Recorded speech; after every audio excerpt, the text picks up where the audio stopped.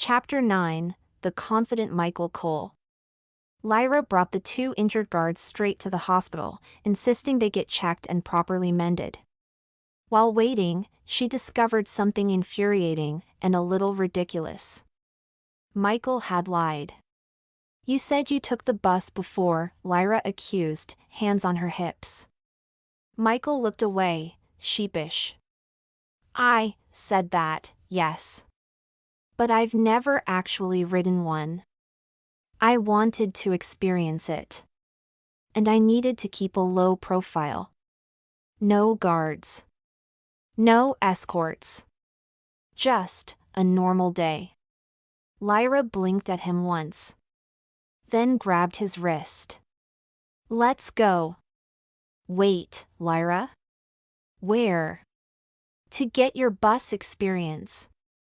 Before he could protest, she dragged him out of the hospital and straight toward the city bus tour stop. The bus. The bus was packed, and Lyra and Michael ended up standing side by side, practically glued together as the vehicle jerked forward. When the bus swerved sharply, Michael instinctively caught her, one arm wrapping firmly around her waist, pulling her against his chest. "Careful," he murmured. Lyra's face was buried so close to him she could smell the faint, warm scent on his shirt. And being Lyra, tactless, blunt, honest. "You smell so good," she blurted. Then, realizing it, added quickly, "Sorry in advance if I end up burying my nose into your chest.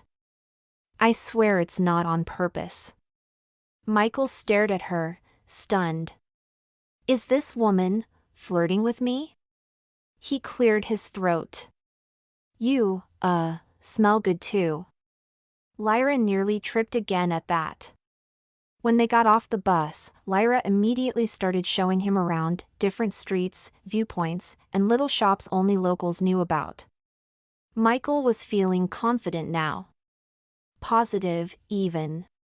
"She likes me," he thought as he watched her animatedly explaining the city. But then her phone rang. Lyra's expression shifted. "Nathan?" Michael watched her talk, brightly, comfortably, effortlessly, and something pricked inside him. Eventually, they ended up at a small ramen house because Lyra couldn't ignore her hunger any longer. The place smelled like broth and spices, warm and homey. She ordered earlier for her friend. The door chimed.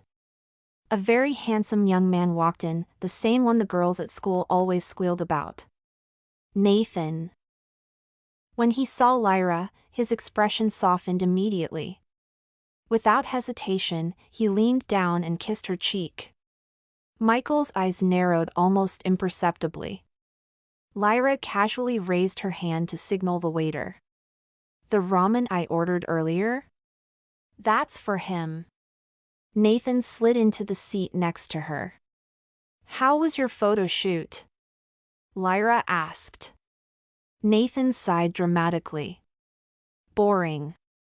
Because you weren't there." Michael almost choked on air. Nathan then looked at Michael, eyebrows raised. "So did you torture this guy for splashing cola on you yesterday? And now you're offering ramen as a peace offering?" Lyra laughed and told Nathan everything, every detail of the day. Nathan laughed loudly at all of it. Michael's confusion finally boiled over. "Who exactly are you?" Nathan smiled. "Nathan." Michael nodded stiffly. "I see." "Well," Nathan said, teasing, "don't worry. I'm not jealous you got a tour from her. She's very assertive. And impulsive. She probably dragged you without permission, right?" Michael's lips twitched. "She did, actually." Lyra elbowed Nathan. "Stop teasing him." Michael smirked now, turning the tables. "Sorry if you're jealous. Your girlfriend here dragged me around like a kid." Nathan blinked, then grinned wide. "Hey, it would be nice if I were her boyfriend." But unfortunately, he nudged Lyra.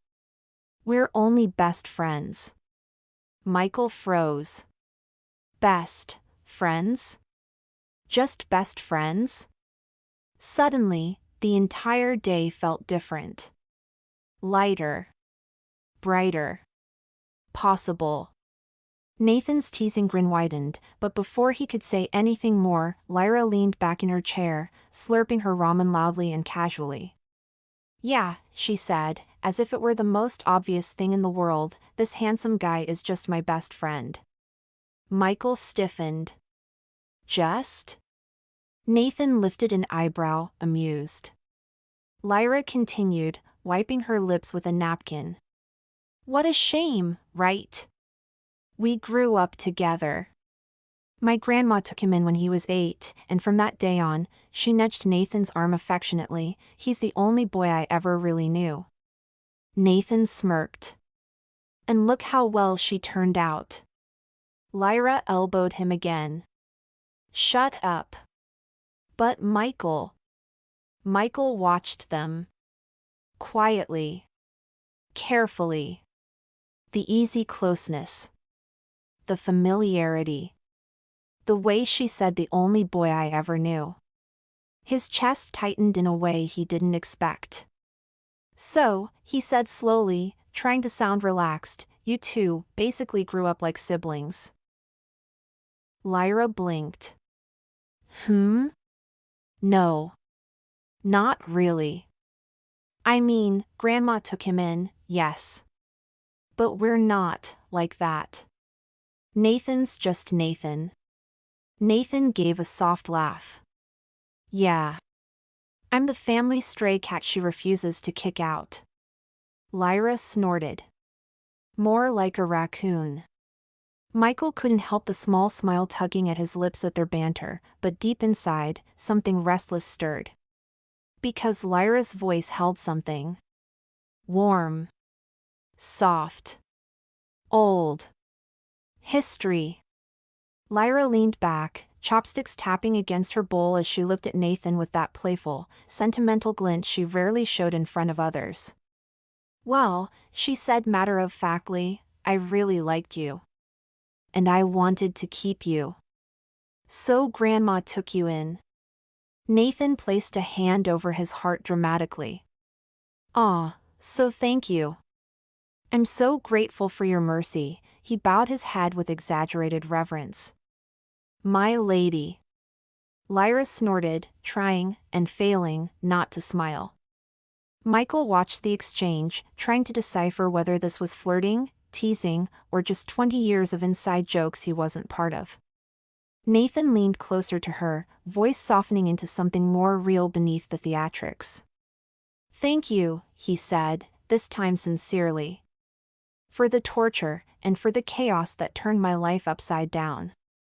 Lyra's smile faded into something gentler, deeper. You're welcome, she whispered. For a moment, the ramen house noise faded behind them, the warmth between Lyra and Nathan wrapping around the table like shared history. Michael stared, feeling the weight of it all. Not jealousy. Not yet. But the sting of being the outsider, of stepping into a story already in motion. He suddenly realized.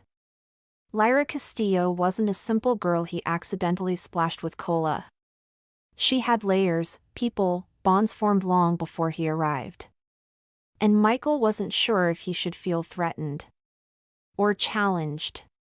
Lyra suddenly turned to Michael, as if remembering something important. Oh, by the way, Michael, I'm really sorry about your guards. I didn't mean for all that to happen. Michael blinked. It's fine. Really. They'll be okay. Good. She held out her hand. By the way, can I have your phone? Michael, confused but obedient, gave it to her. Lyra immediately tapped on the screen, dialed a number, and a second later her own phone started ringing in her pocket. She grinned triumphantly. Now I got your number. Saved. After the meal, Lyra stretched her arms over her head and sighed. That was good. Nathan, let's go. Michael, ride with us. We'll drive you home. Michael blinked. You will? Of course, Lyra said as if it were obvious. Come on. Nathan jingled his car keys. Hop in, man. Don't worry, we don't bite. Michael wasn't sure if that was true. One of them definitely did. But he followed them anyway. Inside the car, Nathan took the driver's seat. Lyra slid into the front passenger side, then immediately messed with the lever, pushing the backrest all the way down until she was nearly lying flat. I'm really tired, she mumbled. Sorry, guys. Nathan reached over without hesitation, pulling a small blanket from the back. Here, he said, draping it over her. Then he helped her adjust the seatbelt, buckling it gently across her. Lyra closed her eyes, murmuring, thanks. Michael, sitting in the back seat, watched the whole thing in stunned silence. Not boyfriend. Not lovers. Just best friends. Best friends who tuck each other in. Cover each other with blankets? Buckle each other's seatbelts? He frowned slightly. They act like a married couple. Lyra shifted a little, her hair spilling over the pillow-like seat. Nathan, can you open the window just a bit?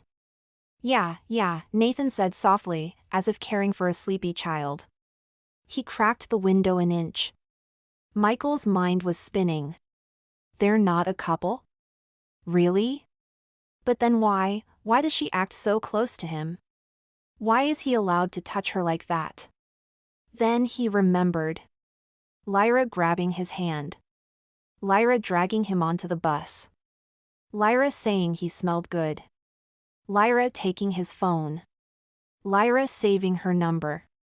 Lyra smiling at him today in ways she never smiled at Nathan.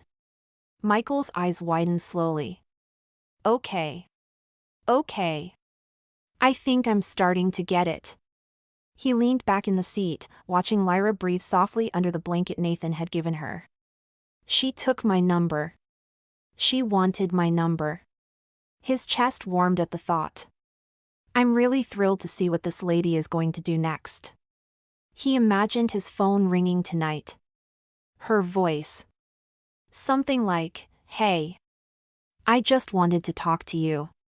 Michael suppressed a grin. Wow. I can already predict it. She'll call me. She has to. And somewhere in that quiet car, Nathan glanced at the rearview mirror, catching Michael's small smile.